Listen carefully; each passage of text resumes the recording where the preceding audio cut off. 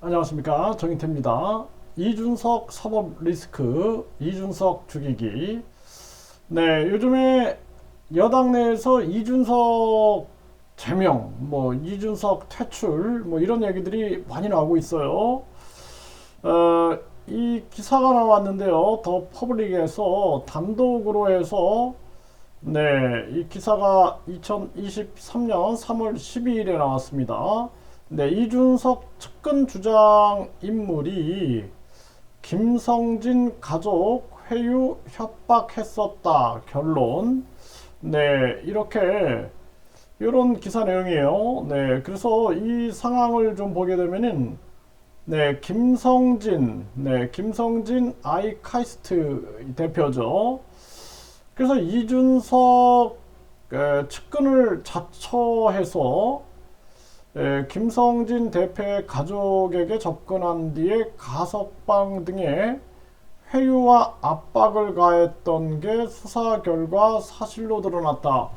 네, 이게 이제 이준석 대표가 한 게 아니라 이준석 대표의 측근을 자처한 사람, 이렇게 좀 약간 애매해요. 네.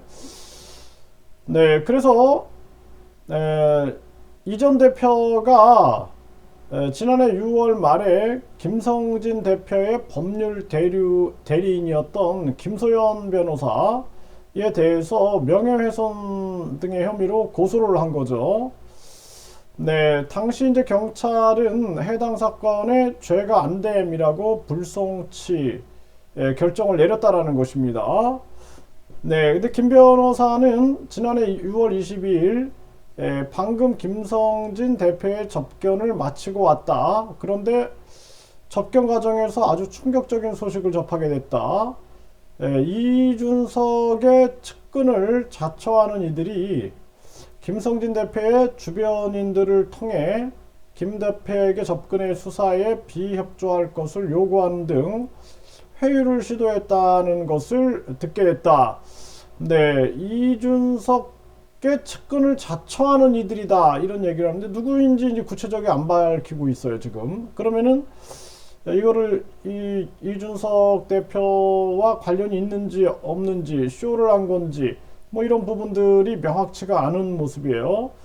이를 두고 이전 대표는 다수의 기자들이 모인 자리에서 기자회견을 하며 고소인에 대해 허위 사실을 적시하여 명예훼손을 했다고 김 변호사를 고소한 거죠.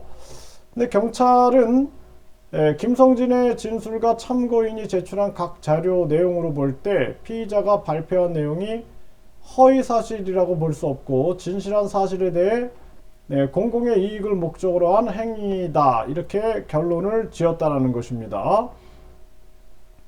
네, 그래서 경찰은 수사를 통해 이전 대표의 측근을 자처하는 이들이 실제로 김 대표의 가족 등에게 접근해 여러 회유를 시도했음을 확인한 것.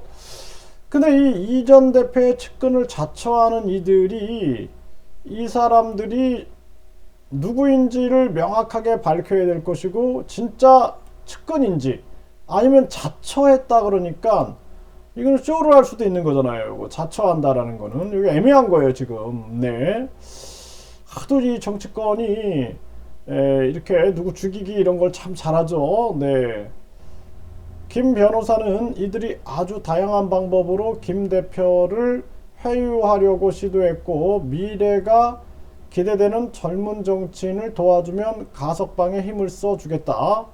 수사에 있어 묵비권을 행사하고 이준석 성상납 사건 자체를 모른다는 내용의 서신을 써주면 윤리위원회에 제출하겠다라는 말도 전했다라고 밝혔다라는 것입니다.